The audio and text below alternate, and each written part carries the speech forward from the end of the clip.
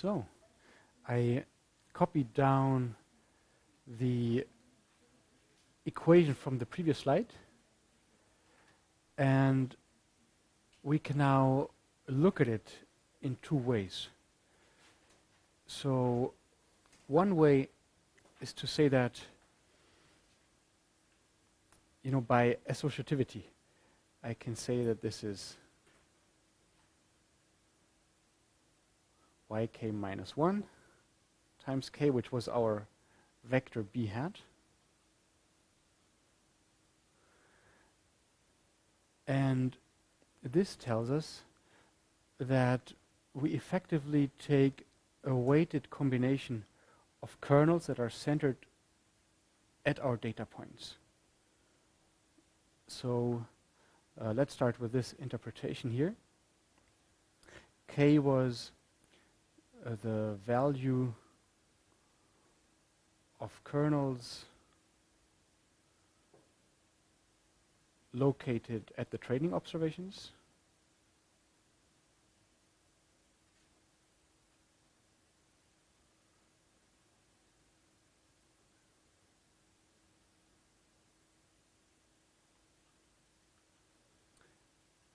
Evaluated at the query location x, small x.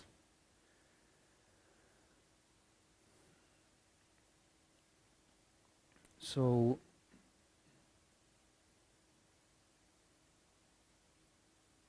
let me note a relation to b-splines here.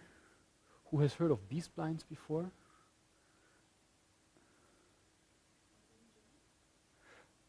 B-splines, exactly the same. So, and let's talk a little bit about b-splines. We have b-splines of different orders. So those are kernel functions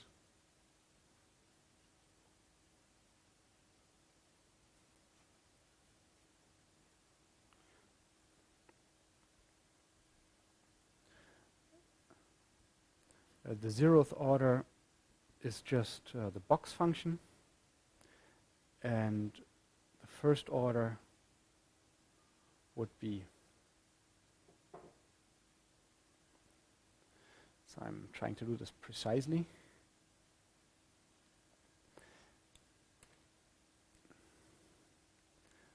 Say if this has a width of 1, if I'm now convolving this with itself, it gets a width of 2.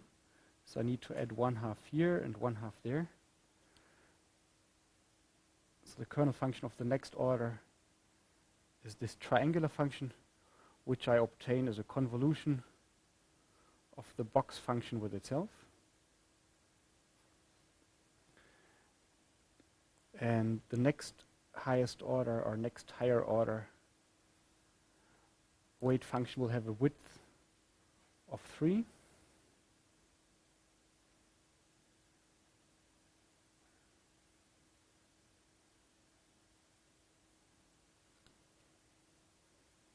And it will look roughly like that. So it is, note that this is not a Gaussian, it's exactly 0 from where the support of this kernel ends. And this is the box function convolved with the box function, convolved with the box function, and so on and so on. And at the very end, by the way, you get out a Gaussian.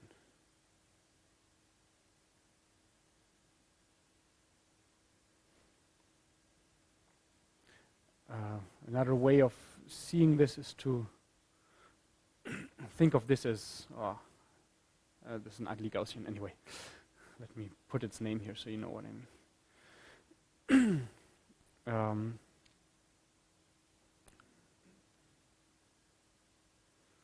So this is convolved an infinite number of times with the box function.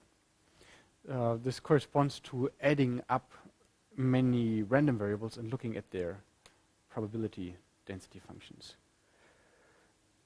So, if I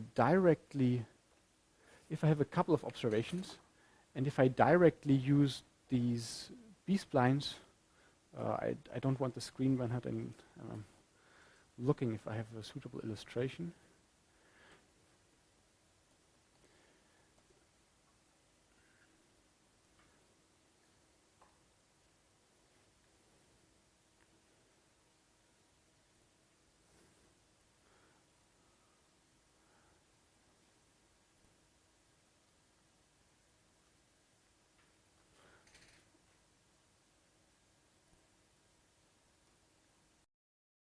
Here are a few pictures of the b-splines themselves.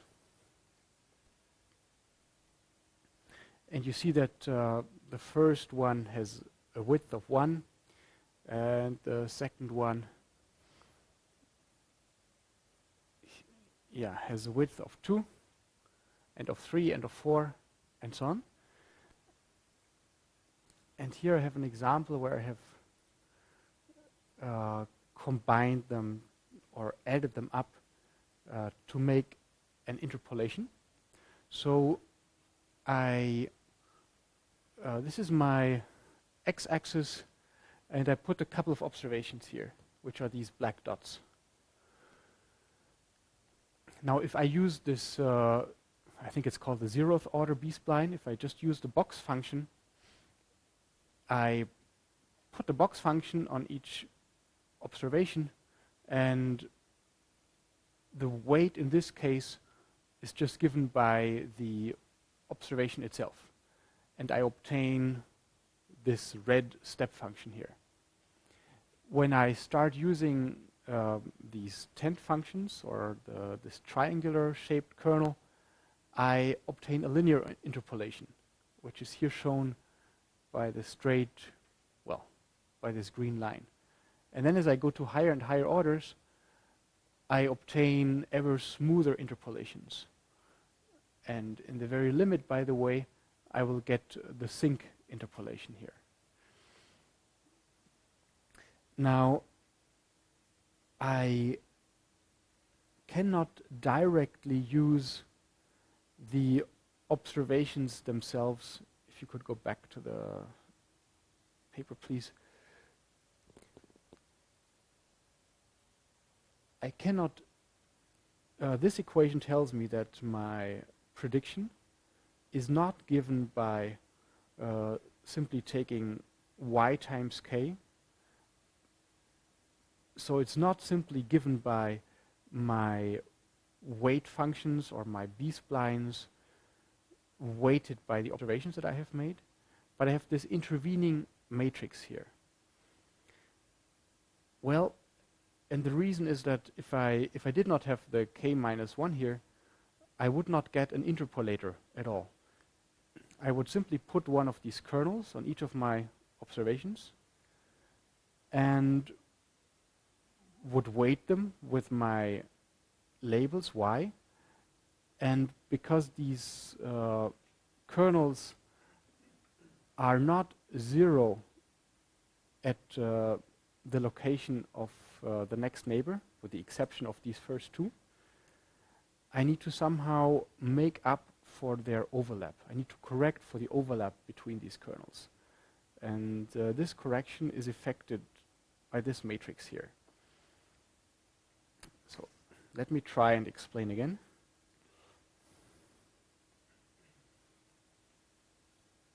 So let's say for the linear interpolation,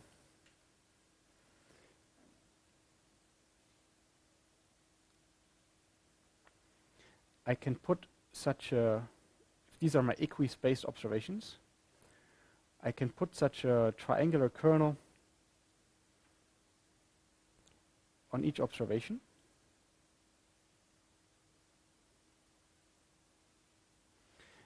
And each kernel is 0 at all observations except for its own. And this is why for this particular kernel here, I don't need to do this, I don't need to correct for any overlap.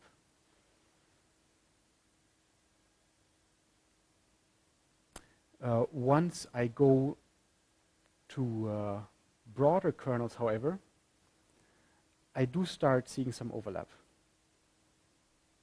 So let's say these are the locations of my equispaced observations. And I'm now using a kernel which, let's say, becomes 0 only at the second neighbor from the current point of interest.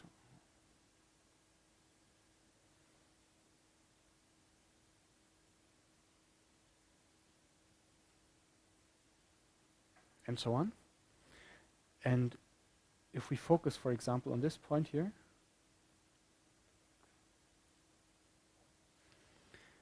you see that it has some overlap with its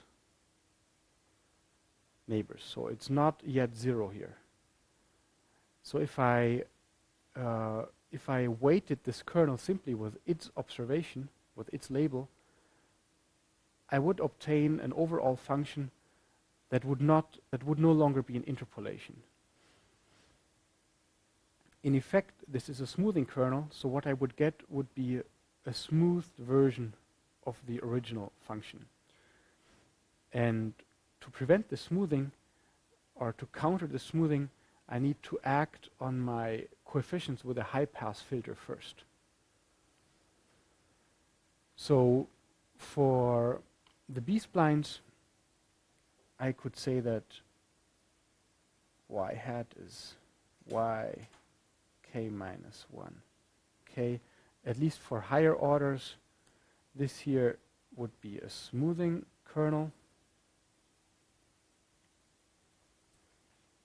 And this would effectively be a high-pass filter.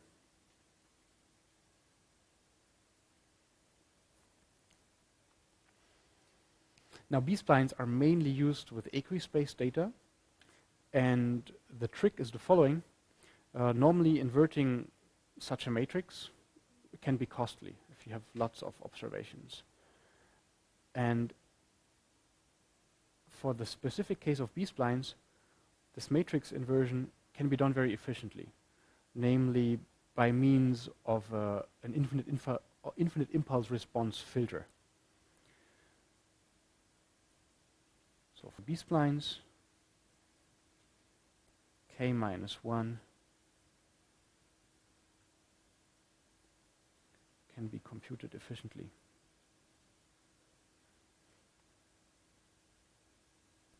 So a so-called infinite impulse response filter, which I will talk about more in the image processing lecture, but not now, that is a recursive filter.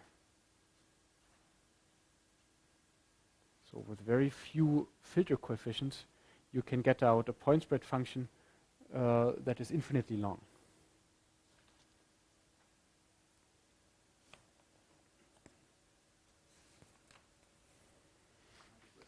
Yeah? You said that if we go to infinity or the limit to infinity, then we have a sinc interpolation.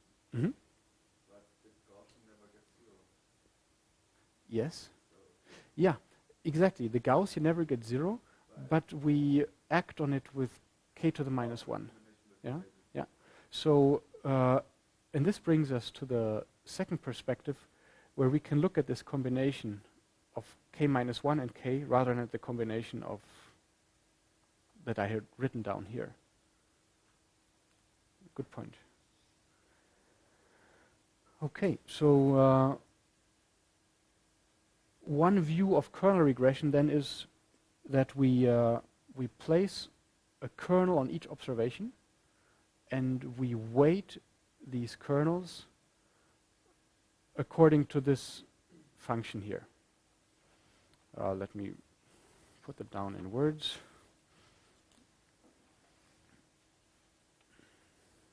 So let's say, talked about b-splines for a while, but it's not our core subject here.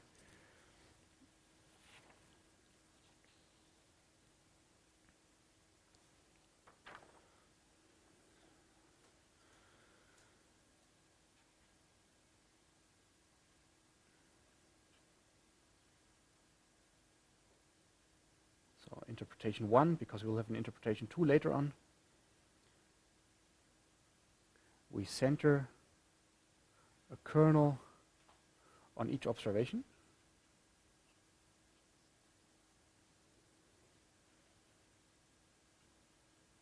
Then we weight that kernel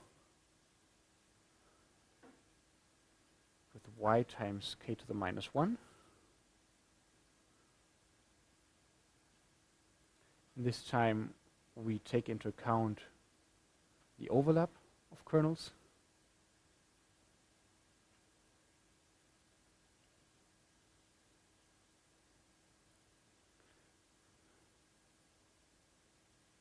And then we add over all of that to obtain our final prediction.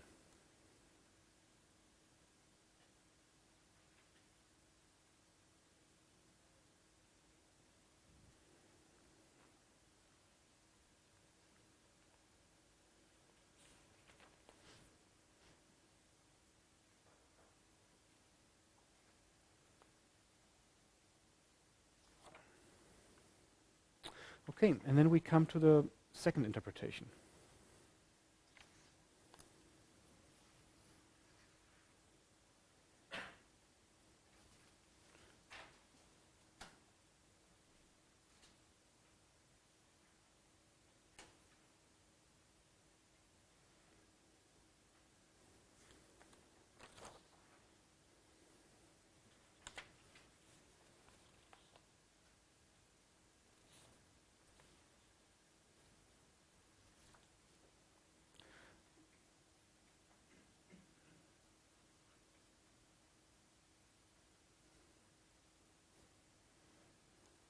So this time, I'm just grouping the terms differently.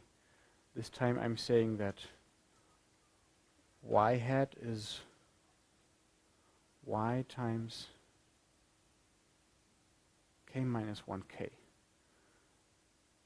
which in the following I'm going to call lambda.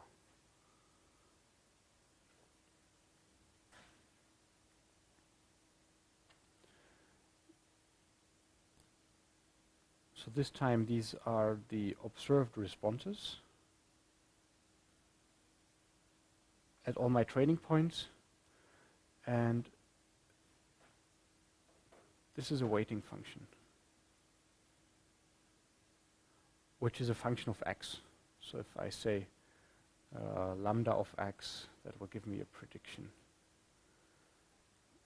at my query point x.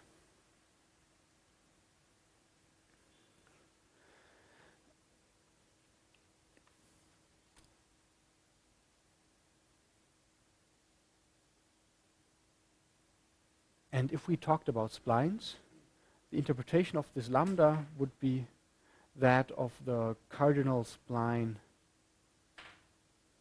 interpolating function.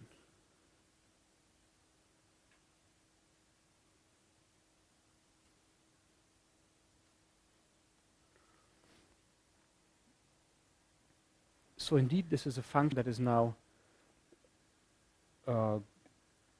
going to be 0 at all its neighbors. And this is a prerequisite to get an interpolator out.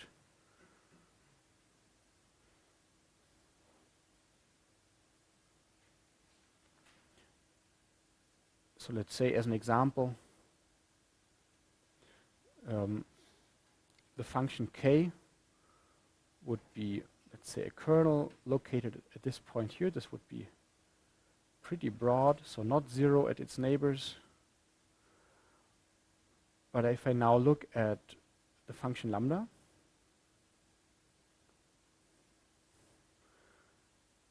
it must be 1 at its observation, and then it must have zeros everywhere else. And, well, for the 10 function, this would just be the triangle itself. But this time now I'm getting something that's starting to look like a sink. It's only going to be in the sink in the order of, in the limit of infinite order. So otherwise this is here eventually going to decay to 0. But it's always going to have zeros at the locations of all neighbors. So for equispaced data,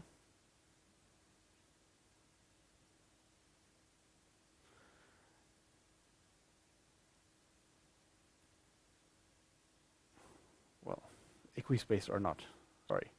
For any data, the weight function of an observation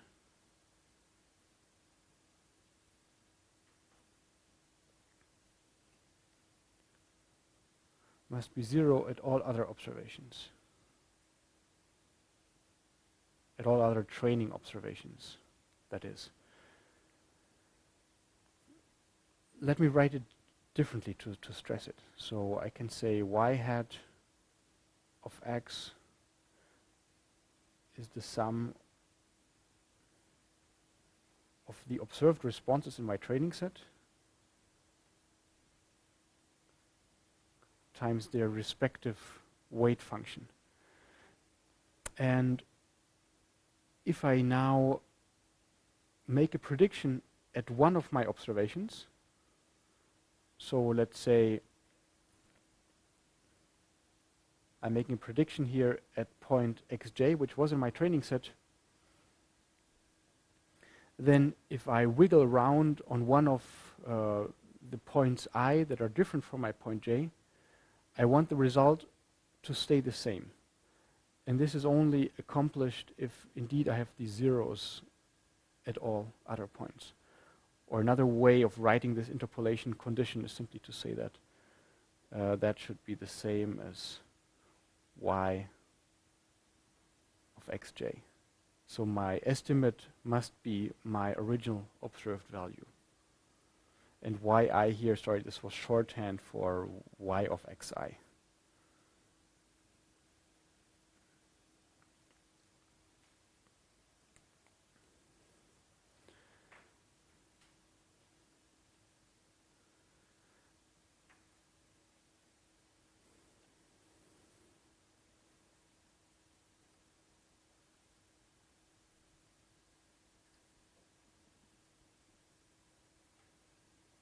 So what we get overall is our prediction is a weighted sum of all observations.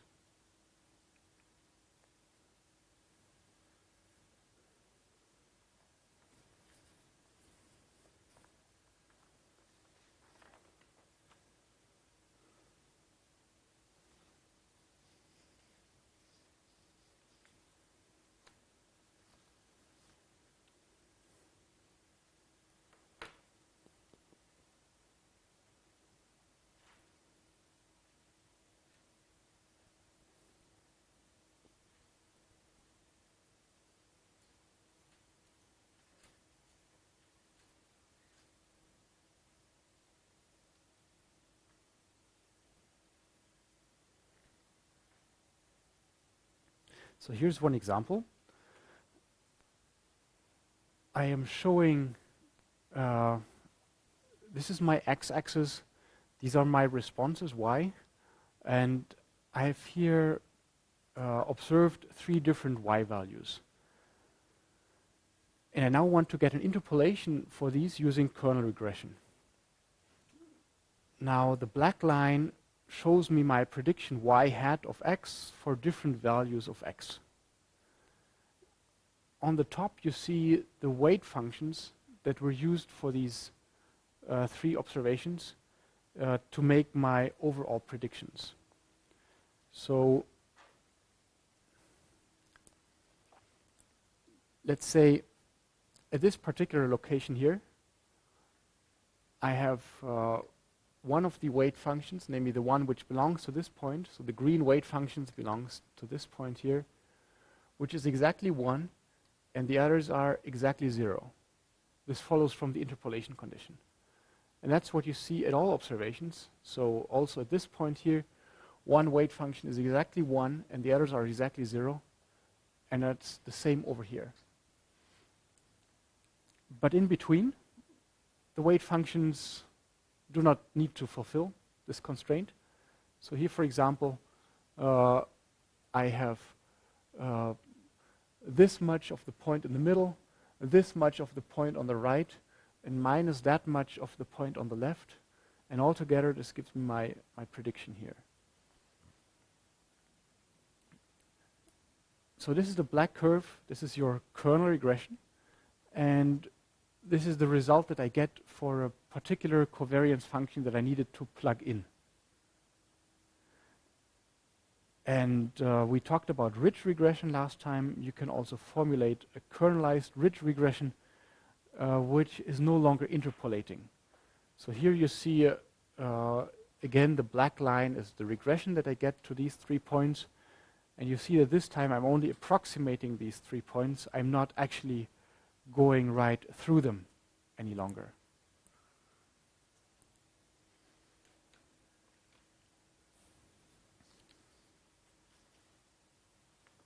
Any questions so far?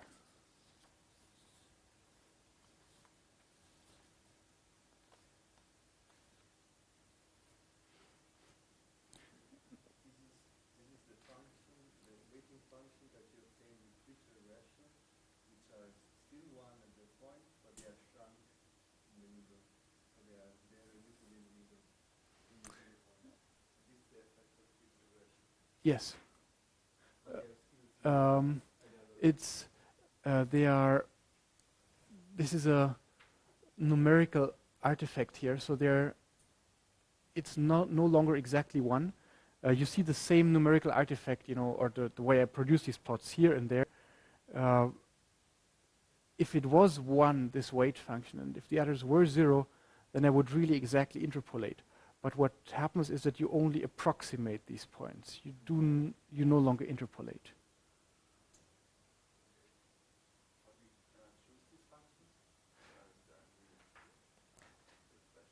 So the thing that I really need to put in is can you go back to the slide, please?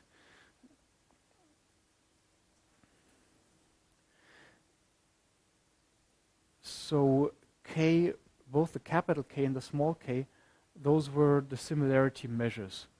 So how quickly you think similarity decays as you increase distance in space.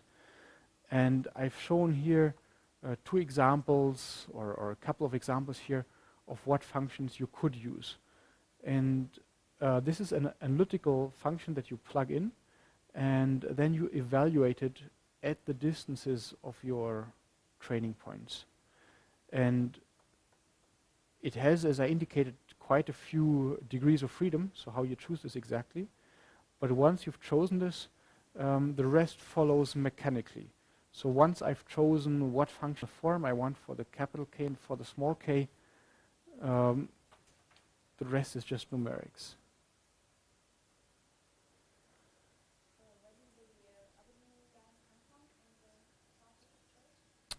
They are the prediction uncertainty, which I wanted to comment on in more detail once we use the next derivation.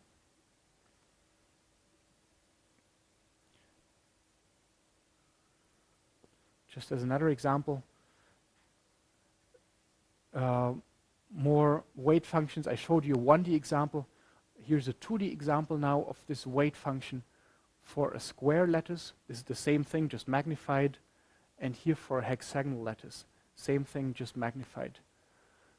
And also when you work in 2 dimensions or in arbitrary dimensions, as long as you do not use this ridge term, so as long as you do not start to regularize, your weight function is going to be exactly 0 at all neighbors.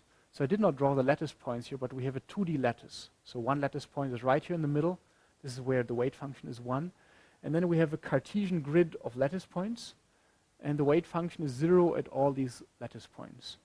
In this case, the grid is not Cartesian, but a hexagonal grid. And you see that in this case, you know, it already started to look more isotropic. This has to do with the hexagonal lattice in many ways being a better lattice than the cubic or the Cartesian lattice. More questions?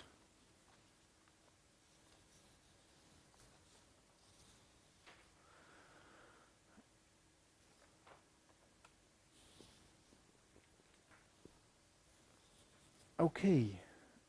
I will later on say a few things about how to estimate how to estimate which member from a family of covariance functions is the best one. But to sum it up, this is still quite a bit of user arbitrariness in there, I would say. And the result really crucially depends on the specific function you assume. Okay, so this was path number 1. I now want to talk about path number 2, which is called best linear unbiased estimation.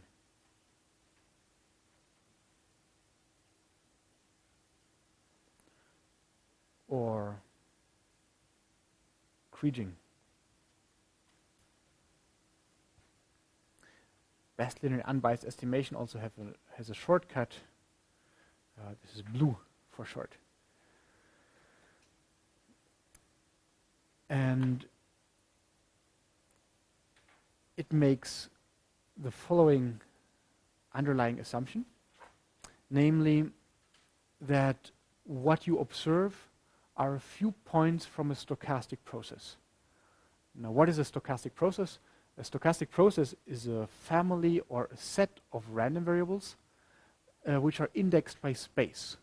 So in this case here, I have 2 spatial coordinates, and I have infinitely many random variables that are, each single one can be identified by just giving its coordinates. Now, each of these single variables can have an expectation, which I assume here to be constant. So this is one realization from this family of random variables. Here's another realization. And I assume that if I average across not just these 2, but across infinitely many realizations, which I can draw, for each single pixel, the expectation should be the same. And typically, to simplify things, we just say it's 0. Now, the second assumption we're making is that, again, these random variables are now correlated in some fashion. And typically, random variables which are close together will have stronger correlation than random variables which are far apart. So if you take 2 positions here which are very close, you see that typically I find 2 large values or 2 small values for both of these points at the same time. And we need to specify how this correlation, how it decays with distance. And here, this plot shows you how, for these 2 examples, these are 2 realizations of a single stochastic process, how the covariance decays with distance. And we make the assumption that the covariance between any 2 random variables only depends on their distance. So, in other words, if these 2 random variables have a correlation of 0.5, then if I take another 2 random variables that have the same distance elsewhere, they should also have a correlation of 0.5. Now, there's a lot of information summarized in this single page here. In the bottom, for instance, you find realizations, 2 realizations from another stochastic process, which is, however, of the same fundamental nature as this one. What do I mean by that? It has the same decay pattern of its covariance function. It's just rescaled. So, if I took these realizations and if I squashed them by a factor of, I don't know what this is, 5 or 10, then I would get something that looks very similar to these. These realizations, however, and I think we're at the limit of the beamer resolution here, unfortunately, these realizations, they are really different in nature. So what you would see on my screen is that this is a very rough surface. And you see this one has hills of some extent. Actually, this one also has hills on some extent, but locally, as you zoom in or if you would touch it, this thing here would feel rough, even though the hills have the same kind of average width as those. So those are different parameters. We have the range, which is going to tell me how wide the hills and the valleys are going to be on average. But we also have this texture of the surface, how rough it feels, and this is determined by the behavior here at the origin. And then again, this is the same type of stochastic process as that one, just on a different scale. So, and in best linear unbiased estimation, yes?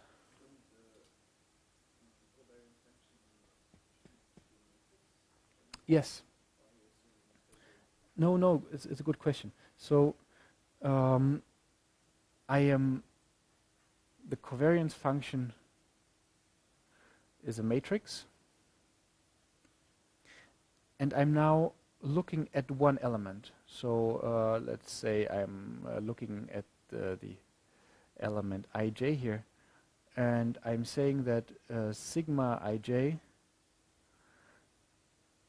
this is the covariance between points xi and xj.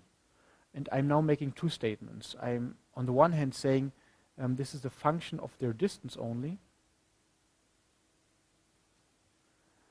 So this is what I mean by stationarity. And what I've plotted here were these functions. So, and another way to write this is to say this is the covariance of point xi minus xj. Actually, I think I should talk about y's here. Sorry. This is covariance between y of xi and y of xj. Excuse me, this is going to be a mess here. Because the x are the locations, there's nothing random about the x. What I'm interested in are the responses here. Okay, and what I've plotted here, those were the functions which I plotted as a function of xi minus xj. And those were the functions that could look either like this, so an RBF kernel, or like that, exponentially decaying kernel, and many others. So this function describes just how the individual elements of my covariance matrix behave as a function of the distance of their respective points, xi and xj. Does that make sense? Okay. Now, so the assumption that we make in best linear unbiased estimation is that the signal that we observe is a realization of a second order stationary stochastic process.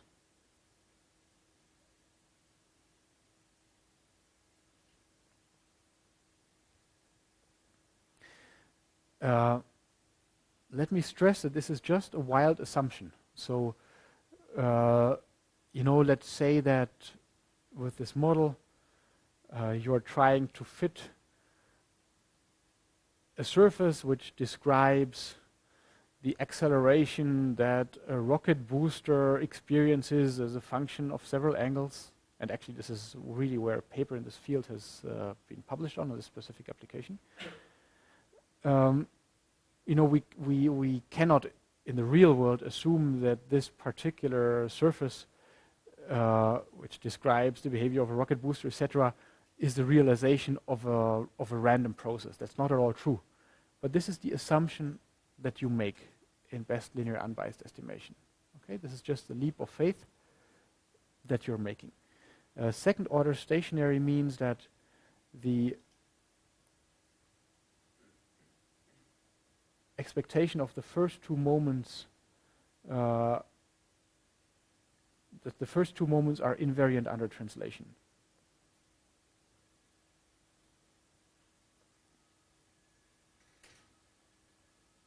So we say that this is constant, and in practice, to make the formula simpler, we typically say this is 0.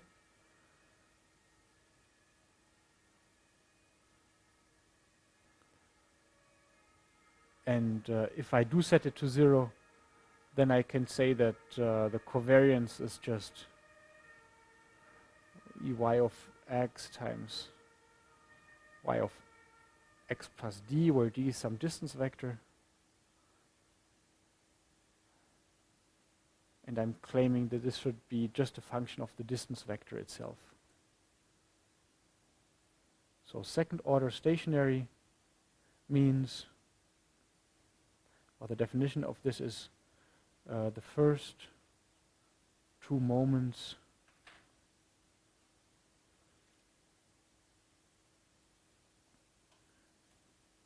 are invariant under translation, are shift invariant.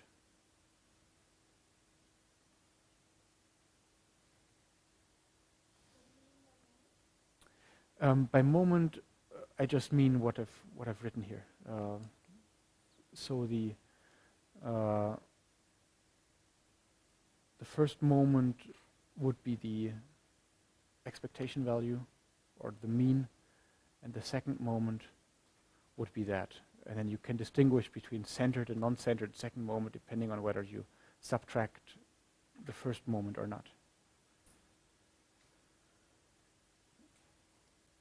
So in kernelized linear regression, the kernel is the product of xi and xj, right? But that's not only distance dependent, but also depending on the absolute position. Yeah, but in kernelizing, we did use kernels that are shift invariant. And your point is that I should have said that. Okay, right.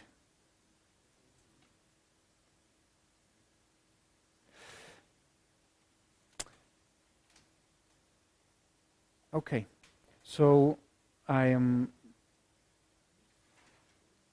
now looking for the best linear estimator. Linear means that my prediction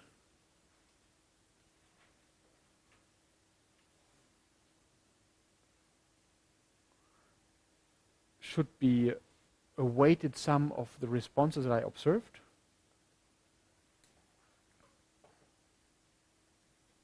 To make it appear more like a weighted sum, I'm writing this explicitly.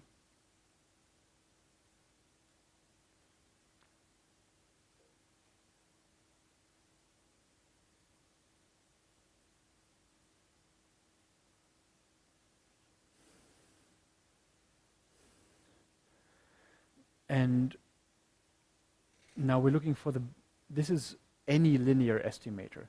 And now we're looking for the best linear estimator. And best is meant to minimize the mean squared error.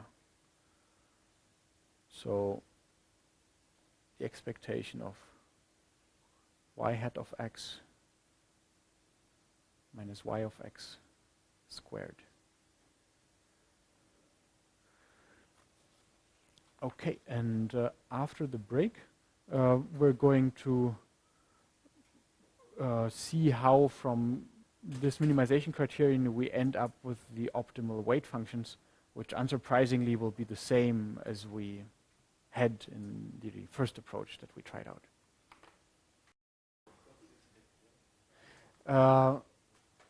Somebody pointed out an important mistake here. So I'm making this parametric assumption. Could you go to the sheet, please? Namely that my covariance function is just a function of distance.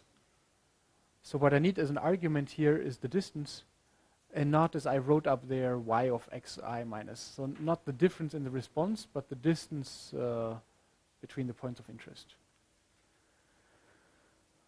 Okay, now we want the best linear unbiased estimator. And this is linear, and now we come to the best. We want to minimize this mean squared error. So I'm first of all rewriting this using this linear expression here.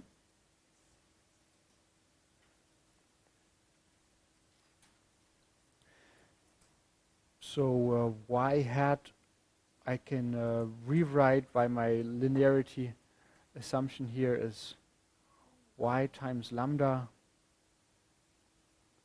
minus y transpose.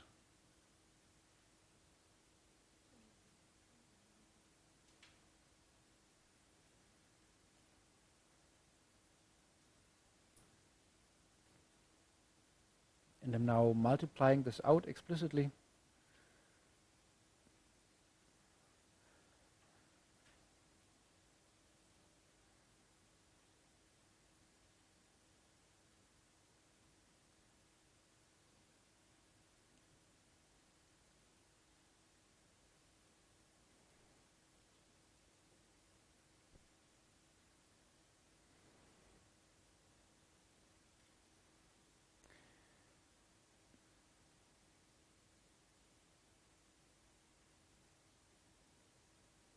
So this is now the covariance matrix amongst all points in the training set.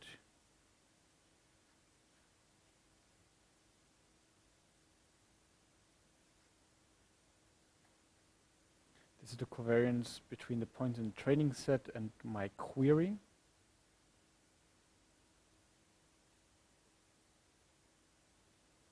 I'm calling it equation 1 because we need it again in a moment. And now I compute the derivative of this mean squared error with respect to lambda. And I'm left with twice sigma 2 lambda minus twice sigma 2 and I want this derivative to be 0. It gives me the following condition for my weights.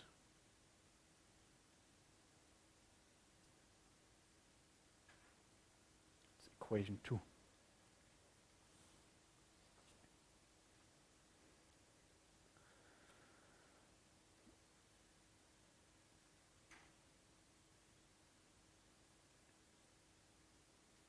So I find that my estimate is going to be y times, I'm solving this for lambda, sigma 2 to the inverted times sigma 2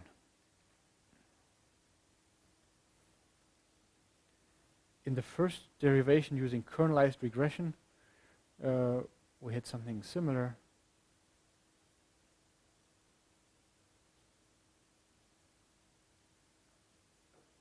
So we see that this corresponds to the kernel matrix, and this corresponds to all kernels evaluated at the query point.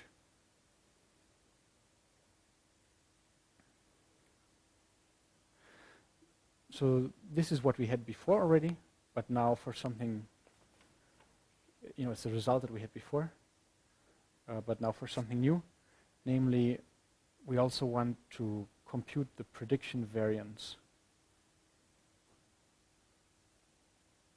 or the kriging variance, or the mean squared error, as you prefer. Now we can multiply this equation here, equation 2, from the left by lambda transpose to get the following.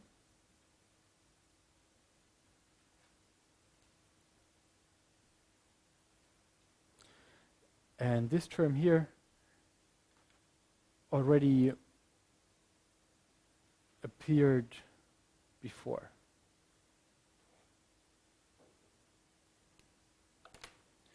And if I now insert this into equation 1, I I find that the mean squared error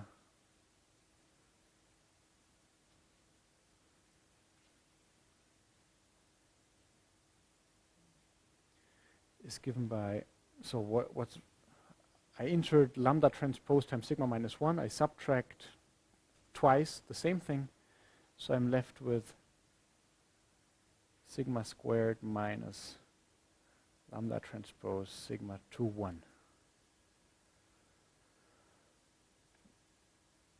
Okay, now note that this prediction variance, which also earns a frame, it depends only on the locations of the training points.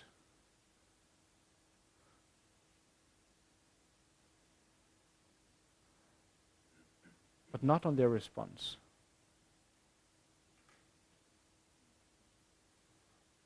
Is there a question?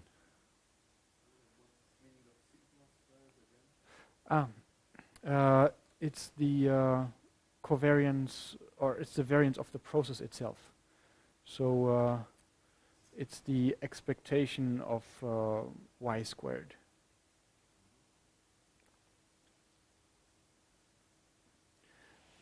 So in this picture here, it's what you have at the origin.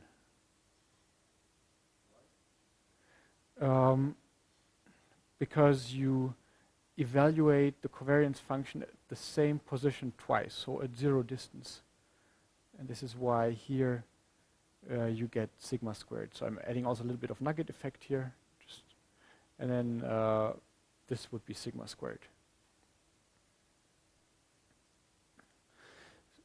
So you ask why? Because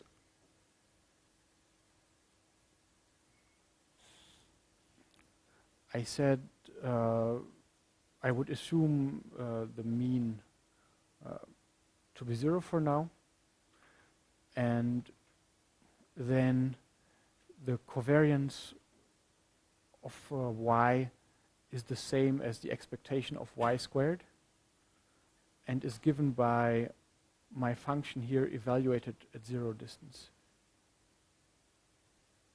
Yes? What do the indices of the sigma say? Good question. What do the indices of the sigma say?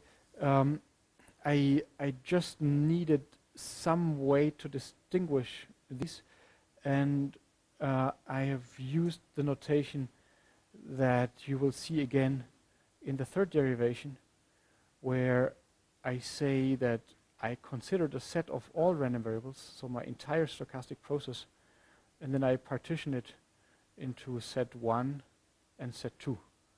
So this would be sigma 2, 2, sigma 1, 1, sigma 1, 2, and so on.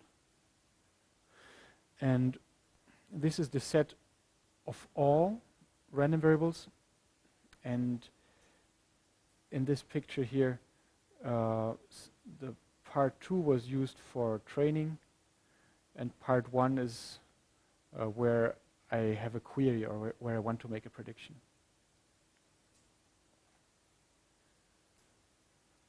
I could have used any letter, but I wanted to something that would go with the derivation we'll see next.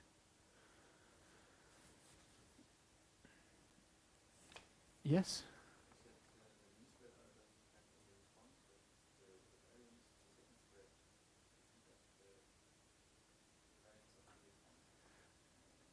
No, it does not depend on the observed responses.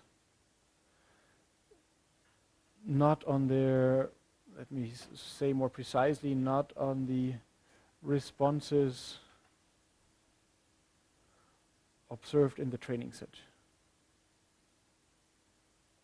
So the response observed in the training set were collected in this row vector y, and y does not appear anywhere in here, and it's not required. No, so the capital Y is a row vector that has the responses for the entire training set. And it's not needed here. It's not needed there, because lambda is found up here, and sigma 2, 1 and sigma 2, 2 depend only on the functional form that you have assumed, so how covariance decays with distance, and on the actual locations of your training and query points, but not on the response.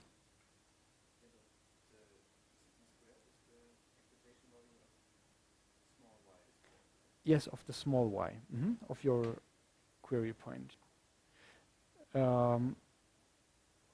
If we did not, so this is the expectation of the small y if we did not know anything. But now we're looking at the distance, so here y hat, y minus y hat doesn't make sense. Now we're looking at the distance between this and our, or the square difference between this and our response. No, it is sigma squared is part of your modeling assumption. So this was the question that was just asked. So again, I have this function. Let's say this is xi minus xj, the norm. Here this is f of xi minus xj. And I'm assuming some functional form here. And this here is sigma squared. Remember that what I'm plotting here is the covariance between y of xi and y of xj. And if I'm interested in the covariance y of x, I simply need to look up at the origin. Okay, now this prediction of the uncertainty, this is one of the most interesting features for Gaussian processes. And this is what you see in the plot shown here. Here, again, the black line was my prediction. Now the interpretation has changed, but the black line is the same as we had seen before. And now I'm showing plus or minus the square root of this kriging variance, or of the mean squared error of the prediction. And I have another picture which shows, almost the same thing. So this is, on the left-hand side, are the parametric functions that I assume. So on the left-hand side, I show how I think the covariance will decay with distance. And you see, by the way, that these two functions, they have the same range. They just differ in their behavior here at the origin. The next picture shows the weight functions. And notice again, so this is for 3 points located here, there, and there. And note that again, if I want to do interpolation, then the weight function that belongs to a point is 1 at its point, and the others are 0. See, it's the same, holds here. And this is now the expected mean squared error, the prediction variance that we have just computed. And you see that it's 0 at the points, as long as I don't include a nugget effect in my model, and there was no nugget effect in this case here. So my prediction variance is 0 at the points where I'm making where I have observations, and then my uncertainty grows as I walk away from it. And that's, I think, a pretty intuitive result. So if we assume that we have no measurement noise and no uncorrelated noise in our process, then we would expect to know everything at the measurement points. And then as we go away from the measurement points, our uncertainty or our prediction variance grows. And in this particular model, by the way, it does not grow without bounds. So it grows up to a maximum level, which was the sigma squared in the equation that you just saw.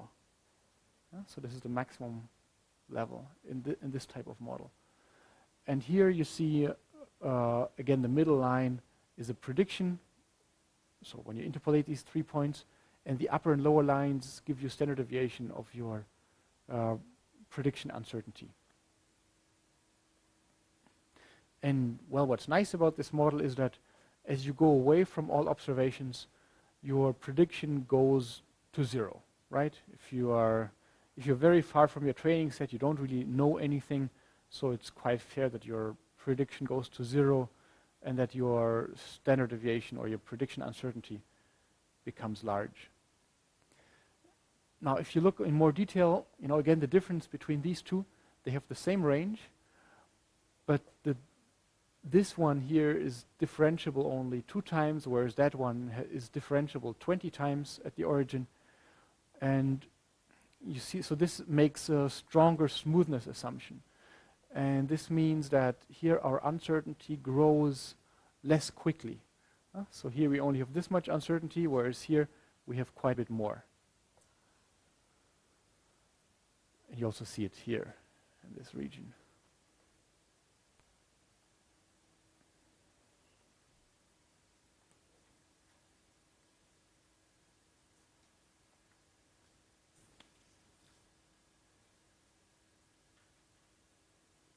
Does that sound reasonable?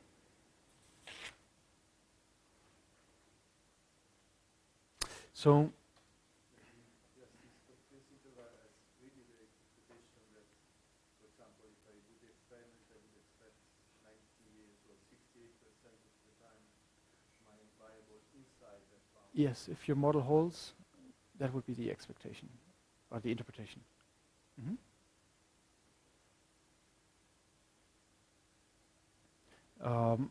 But if you use a different model, one which is slightly more general than the one I'm discussing here, then your uncertainty will not grow to a constant level, but it will grow without bounds.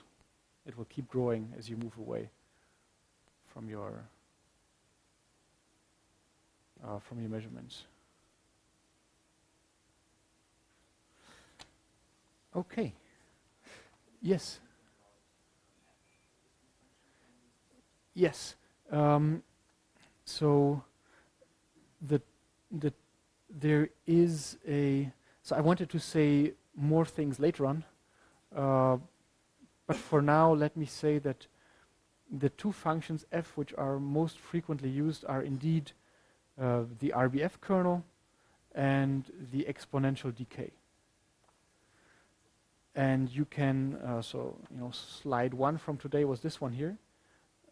This is the RBF kernel, and this is the exponential decay, and those are the ones that people use most frequently. And then you can interpolate between these 2, and there are also totally different suggestions.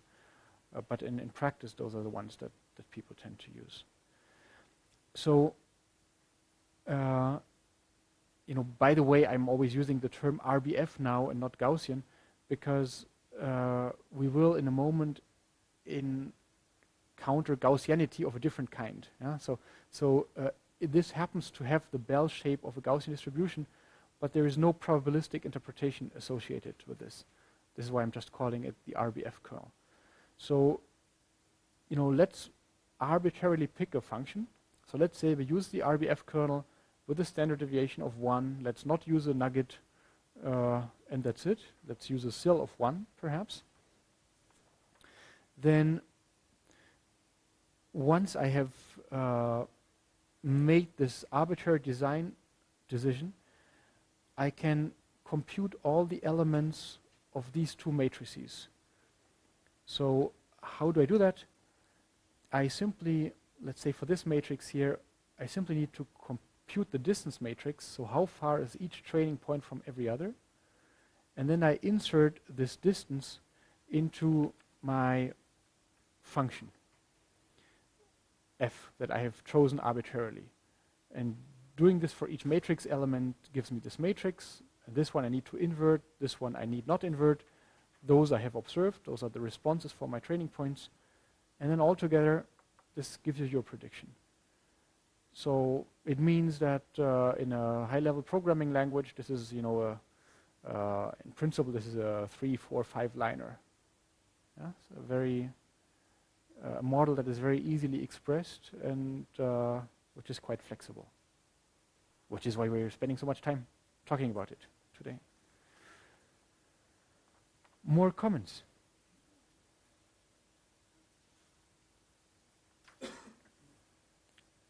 Okay, then I will come to my final and best loved interpretation of this model.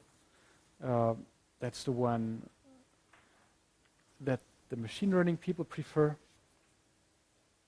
So we will talk about Gaussian process regression.